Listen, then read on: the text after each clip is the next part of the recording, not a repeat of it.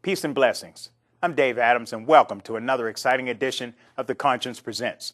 Today, our topic is a platform for Pittsburgh. We're going to introduce you to Libertarian candidate Mr. Mark Rauterkus, who's running for not one, but two positions for City Council and for Pittsburgh's Comptroller seat. Stay with us. This is going to be a great show. We'll be back in 1 minute.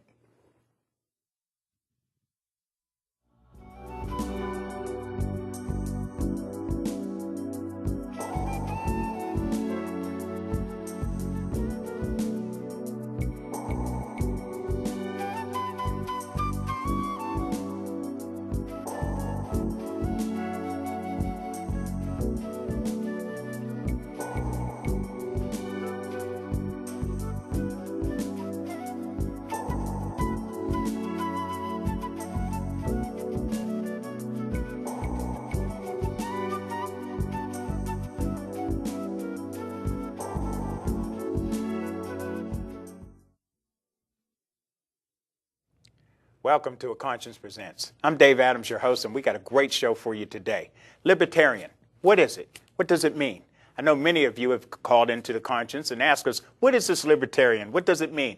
How is their platform? What do they stand for? Well, today you're going to find out. We have today a wonderful person, Mr. Mark Rauterkus. He's a family man. He has great hobbies. We're going to find out all about that. So welcome, Mark, to the show. How you doing? I'm well. Thanks for having us. You're running for two positions, City Council and Comptroller, too. Right. Very different positions, but how do you feel like you're qualified with that? Yeah, they're different parts. You know, the controller position is citywide, and city council is like just 1/9 of it. So, I live on the south side, and we're able to mix it up with neighborhood groups. And part of the battle is to bring new perspectives to city government, and I think I'm able to do that. So I think I'm vastly qualified because I'm a libertarian. There hasn't been libertarians or other people elected to city government, and I would be able to bring a new voice, a new set of perspectives. Well, tell us about libertarian. What is that exactly? What does it mean, and what do you stand for? I call myself a common sense libertarian. Okay. Libertarians are generally people that value freedoms and personal liberties, but we also value the flexibility of having some money in the bank so that we're generally financially prudent. We're not going to overspend money. We're not going to go into debt. So when you're able to pay as you go or have some money in the bank, you're more free. And what we've done now in the city is we've racked up a ton of debt, and the overspending big government philosophy is not ours. So we'd prefer to have a streamlined government that stays away from everybody else's, doesn't invade other countries, it doesn't invade your business, it doesn't invade your household. So it's sort of a live and let live attitude with the libertarians. It sounds almost conservative, very conservative, would you say? Well, libertarians don't really fit on that scale between conservatives and liberals. We're conservatives in some hands, in some instances, but we're very liberal in the other way. So that doesn't quite fit. I have a song that we play in our CDs is "Don't Put Me in a Box."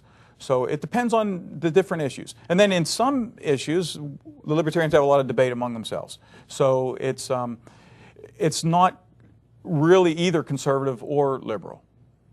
So, okay, let's say if your district votes you into city council, what would somebody get with Mark Rauterkus at the leadership position or representative? Well, the thing that I care a lot about is kids and children.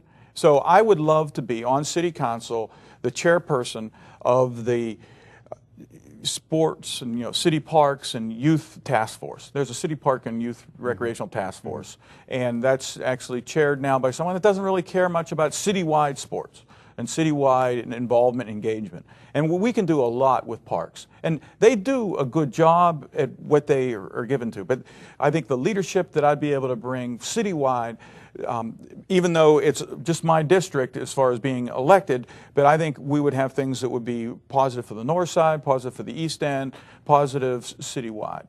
So that's where I would really attack. I'd start a youth technology summit. I'd really try to get coaches involved. I think we do things in the city that are often about bricks and mortars, about buildings. You know, they save our swimming pools, well, and I worked hard on that, or save our rec centers. But really what happens that's special there is the mentoring, the coaching, the interaction among your team, the community building, the learning to play well with each other. And those are things that are not expensive, but they're very powerful. You know, when someone's missing school, or now someone needs help with homework or their studies, or interacting well with the schools and getting moms and dads and uncles, you know, to really help with the kids. And we're not doing as much as that as we need to. And I know in the suburban areas they have a much different approach, and there is more continuity, and there's more parent involvement or engagement, community engagement. So I would bring a whole new set of energies and priorities to the city parks efforts. Mark, you know this show is representative of the African American community, and that's a very touchy subject with a lot of our constituents that come in and want to hear just what it is that is going to make things different in our community. Before we go to that, tell me a little bit more about you personally, Mark Rauterkus, the man. You have a family? Sure. My wife and I got married and moved back. I grew up in Pittsburgh. My dad was a Pittsburgh public school teacher, and he's retired. My grandfather was a musician. He actually started the School of Music at Duquesne. So I've come from a big family of teachers. Mm-hmm. I'm a coach. I don't like the classroom setting for myself, but I've coached swimming in 6 different states, and before was a publisher. I published a lot of books. So I have a journalism background, a communication background, and a coaching background. So the sports and recreation things are very near and dear to me, and I've worked in many settings from around the world to publishing books from Olympic coaches. Do you have children? Yeah, I have 2 boys. They both go to public schools. Eric is a middle schooler at Frick, and Grant is in elementary on the south side. We walk to school at Phillips. They're in the magnet programs, and we love and support the public schools. So I've been lucky and fortunate to be a stay-at-home dad at times when the babies were smaller. My wife has the big job of the family, so to speak. She's a director at UPMC Ioneer, and she's also a Pitt professor. So she has a pretty demanding job, and then I'm able to be a little more in the support environment for the family. And that's sort of the way we like it. We're able to do some travel with family and education, and we've gone abroad here and there at times, to China, to New Zealand. And the family life's important, and the community life's important. So it's been able to give me the flexibility to go out and learn things about the community, and publish things, and really keep some issues pushing, the city to better itself.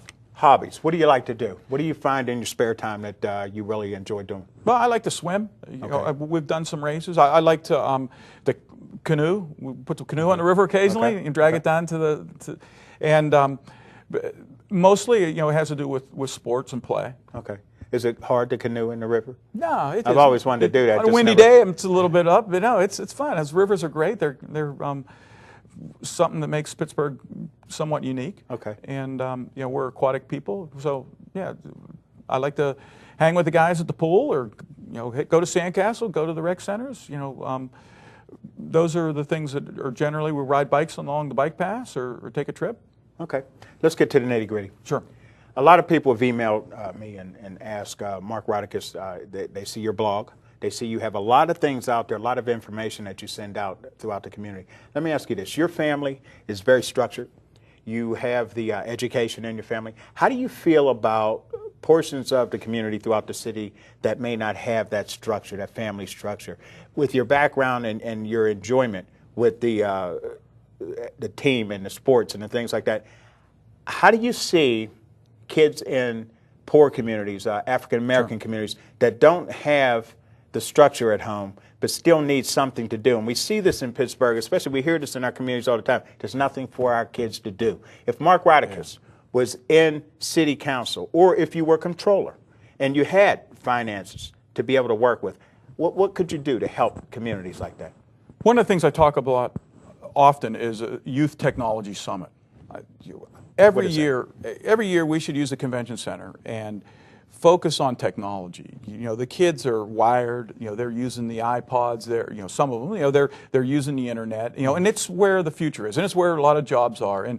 And the people that are working at the church groups or working with coaches or working with music, and there's not a lot of, they need to use it too. So I would love to have a 3 or 4 day summit every year that we could launch that would really talk about technology, and it would get involved businesses, and it would get involved the college and university settings, it would get involved the schools, and there's be some competitions, and we get the big industry, from the high tech fields and the internet service providers and stuff, so that's one thing. And then I think from there we have neighborhood groups. So I'm a tech guy in a way, and I think that's a good way to learn and to read online.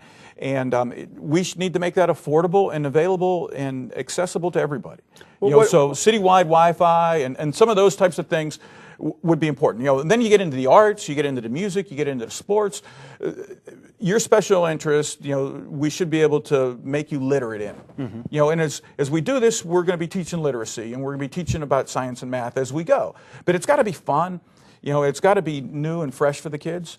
So that's one just little project that I would definitely like to do as far as youth technology. Do you think the city is contributing enough finances to the Pittsburgh public schools for that type of thing that you're looking for? Oh, yeah, that type of thing could pull its own weight. And that's sort of one of my platforms. Is it would be an event that would make money for the city. And we could do it well and have, a big festival, and instead of, talking about spectator sports, we'd be talking about real participation and cutting edge things that we're creating. Are we talking about all kids or just a portion? Yeah, in Pittsburgh, we see so many portioned things where I like it left out. What are we talking about with? I think it sounds like a good plan. Yeah, I think the digital divide is, we got to cross that. And, we need to empower all the people and all the kids about how to challenge themselves, how to be literate, how to be smart in a modern world. So we have to include everybody. And I think there are businesses that would get involved if they know, hey, there's a certain little package or program that we could help with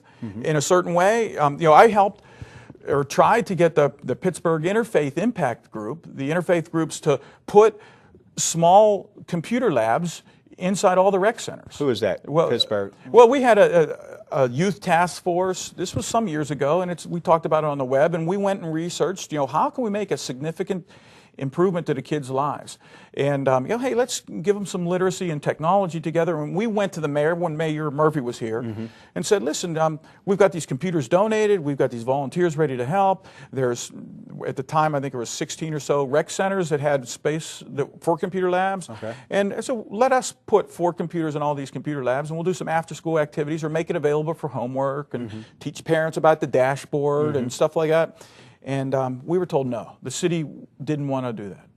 So any reason why? Well, yeah, we found out 6 months later they wanted to play a game of chicken with the politics, and the pawns were the kids, and they closed all the rec centers. And Mayor Murphy said, no swim pools next summer.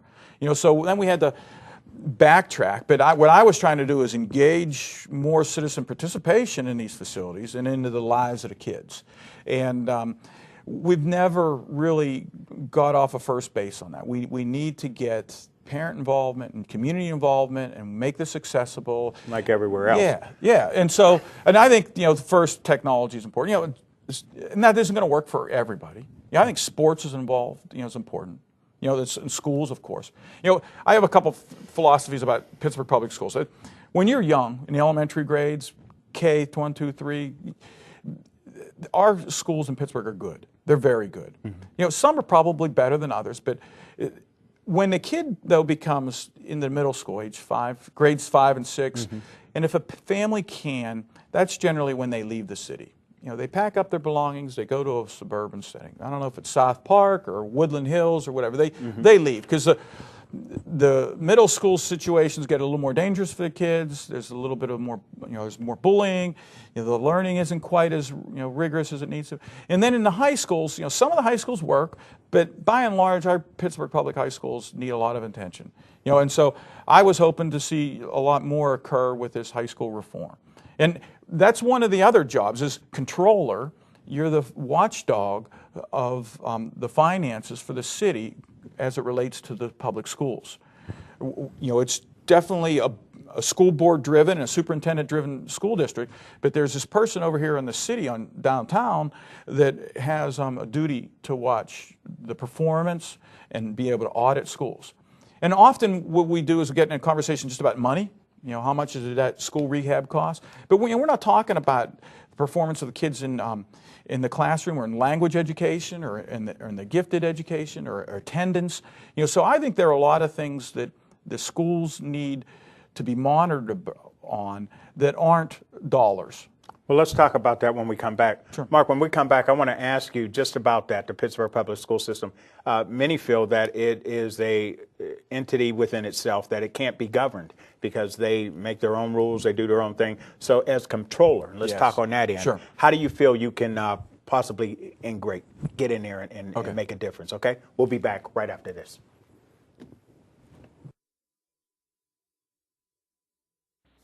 You know, Clarence, you and I should hang out more often. You know, he wears these cheap suits, but they look good on him. So she says, why lobster? Polyp sighting at 16L. You never know when a colon polyp is going to show up. Aunt Ethel, you've been ducking me since '99 at St. Mary's. You Get owe the me a polyp early pie. and stop colon cancer before it starts. Do I look fat in this? Don't wait for symptoms. Get the test. Get the polyp. They love me. They want me here, don't you? Come on. Get the cure. These are my peeps. Welcome back to A Conscience Presents. We're speaking right now at our platform for Pittsburgh, and we're also here with Mark Rauterkus, Libertarian, running for controller and for city council on the south side, correct? Yeah, so on the south side. Let's talk about Pittsburgh Public Schools, and I'm going to bring this into a home where we are. You know there's a new superintendent. He's in his, second or third year, I believe. He's already got a raise. Yeah, already. And already did his own assessment, which I thought was kind of crazy. But let's look at this. African Americans in the city of Pittsburgh feel that we've been ripped off completely. He has totally disrupted our neighborhoods, removing schools, putting students in other places, and we're still looking to see and make some sense out of this. Now, you spoke about the job of controller, and let's, for those who may not be as politically knowledgeable as you and I are, what does the job of controller do? And you mentioned how they may be able to watchdog Pittsburgh Public Schools, but we feel that it's an entity within itself, and nobody could come in and control this this entity, right. this Pittsburgh Board of Education. So as controller, tell us a little bit about the position, what you would do, and how you see that you might be able to make a difference. Yeah, the controller, as our city charter dictates, has a very strong responsibility to be a financial watchdog on the schools. Right. And you know, we're losing students every year. They leave the district is shrinking. You know, so some of the right-sizing programs were very abrupt, very hard. It was a big kick in the teeth to a lot of people. Some of the students had been in their third school by the time they were in fifth grade, and families are getting yanked around by the district, and that doesn't happen in suburban Pittsburgh. You go to a school, you know that school's going to be there for the next 12 years. Absolutely. And you know they're not going to be opening high schools or closing high schools. Even summer school was closed because they had a bit of a problem at one of the buildings. So, you know, we yank our families around too much, and we don't allow for, you know, a nice stability. So there are a lot of ways that the controller can help. One thing that I'm going to float as far as a new idea to you is that we should form a citizens Congress. And if I'm controller, I'm going to reach out and we're going to get organizers and community activists, and we're going to make that controller's office a real launch pad for sustaining discussions, for evaluation, for review, for audits, and then maybe we'll deputize hundreds of people as deputy auditors, you know, and go out and let's work on where are the crossing guards now, where should they be later, let's map out things and really work on all sorts of issues. And I feel that the city doesn't have really easy places to grab onto to really help. You know, controller, you know, things are out of control. You know, so we need the controller's office to be a place that citizens can get a grip on the city. And that means getting a grip on the schools, you know, getting a grip on the parks, you know, getting a grip on neighborhoods and city government. So, you know, I see this as a way to make the controller's office, you know, and people go into Grand Street and there's this sign on the door, nobody ever goes in, nobody ever goes out, you know, there's only 20 employees there. But, and we already have oversight. There's Act 47 over here, and we got the ICA overlords here. So lots of people from Harrisburg and Oldon are watching these budgets. But as they do that, I'm afraid that the citizens are losing control of the city. And so I will make the controller's office very much an open office. We need a new philosophy as far as open source. We'll have access to records. We'll have access to meetings. We'll discuss things in length. Well, isn't that available now? Well, the controller's office does very little. They might do some bean conning. They might do some number crunching. The controller that was there now mentioned he would tax the Cathedral of Learning, and if the Cathedral of Learning was taxed, everybody's tax bill would go down. Somewhat ridiculous things. And I think we need to have better organized places where people can come and really get involved and make an impact on our city. So do you feel that nonprofits don't have a responsibility? Oh, no, nonprofits certainly have a responsibility, but we need to discuss that. And But then it's like it's all cloaked in secrecy, that we don't know how many nonprofits are really at the table and how much they're given. So that doesn't work for me.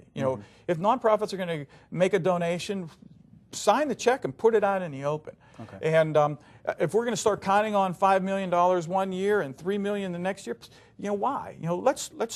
I don't want to be begging to the nonprofits. I don't want to be begging to Harrisburg, and I want us to figure out ways that we can pull our own weight and make sure that Pittsburgh becomes a viable place, so that in 10 years or 20 years again, our children will love us for us, and we'll be out of this terrible mess.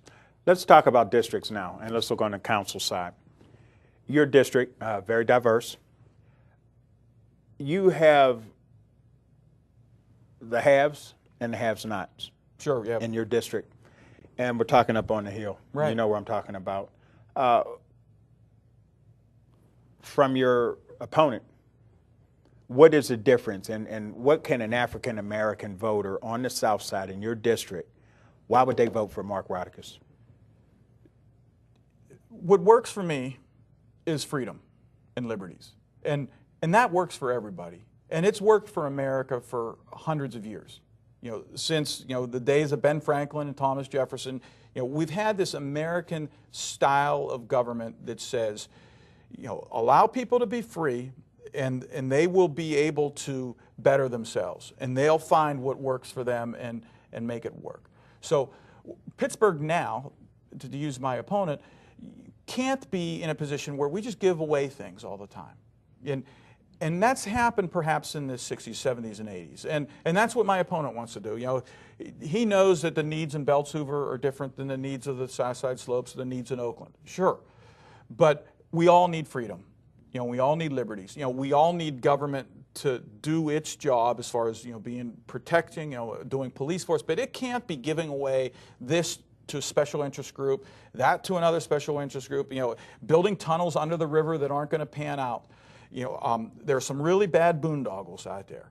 And, so I would like us to concentrate on, freedom and liberties for everybody. And, and that means you're not going to have police beating down your doors for, on brutality type measures. It's being able to be personally free. And part of that is, a deep philosophical belief that when we have freedom and people are able to better themselves, that they will. Mark, how many black business do you have on Carson Street in your district? Geez, very few. Why is that? Or let me ask you this. Maybe that's not a fair question. Let me ask you this. As council representative for your district, what could you do to, and I asked this question to City Council, so let me take it back.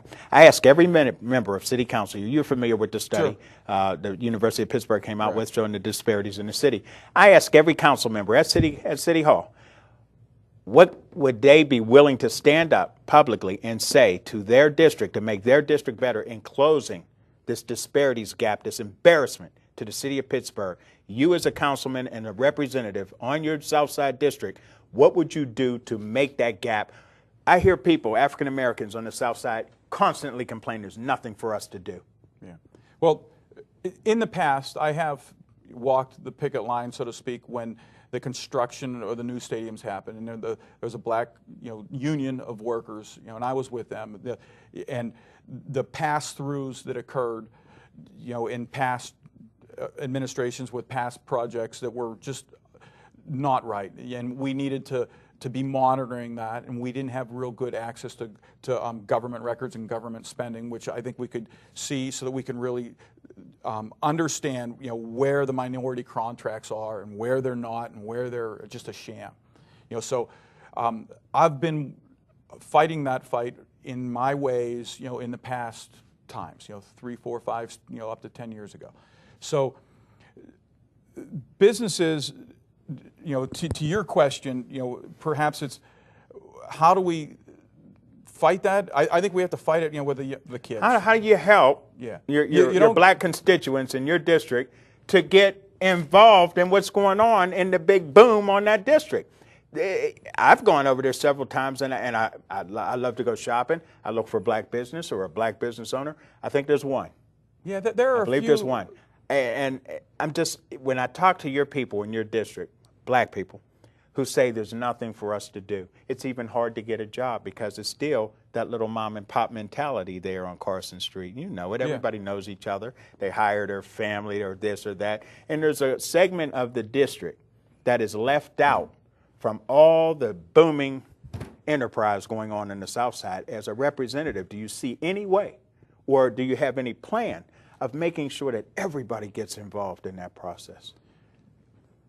The best way that I see it is not to do giant city projects that take all the money for tunnels under the river, for new stadiums or convention centers that are going to, collapse and wobble, And if we're not spending big sums of money on things, then we'll be able to focus on the families, the smaller issues, the small kids, and we'll give kids a great education here in the city. They need the resources. We'll give them access to recreational centers, and they'll be able to learn and grow and do as well as everybody else throughout the county. And there's a layer of poverty here that is huge, and it's about a lack of opportunity. I think we have to grow our kids out of that and let them know that they're as strong and powerful as anybody from South Park or North Allegheny or anything else. And we need to compete against those kids, in our school sports and in our extracurricular activities. So I'm of the mind that we empower these kids and give them the best love and care and treatment as we can. We get government out of the way as far as doing massive big ticket spending. And Pittsburgh will start to heal itself, and we'll grow out of this by having freedom and flexibility and liberty, and there are other aspects of when you talk about blight, or we talk about some of the neighborhood issues that come out. There's abandoned properties, and as a libertarian, we have an approach for that too, and it sort of changes the tone. But I'm a big advocate of the land value tax, and when you tax the land, it is a way to encourage development everywhere, as opposed to the building. And it gets technical, and I don't know if it's really the best thing to talk about it, on a TV show, but with the internet, we've researched this and we've understand it. But right now, if you have a dilapidated house, and then maybe you even knock it down, or the roof's falling in, the sidewalk's all cracked, you go to the county and say, listen, my house isn't worth this. It's depreciated. It's less. So government then gives that person a tax break, because the porch is falling apart. Meanwhile, the other neighbor, he fixes up his house. He gets it painted. He makes sure the things are working. He adds an addition. You go to government, and that person's penalized, because we're taxing the building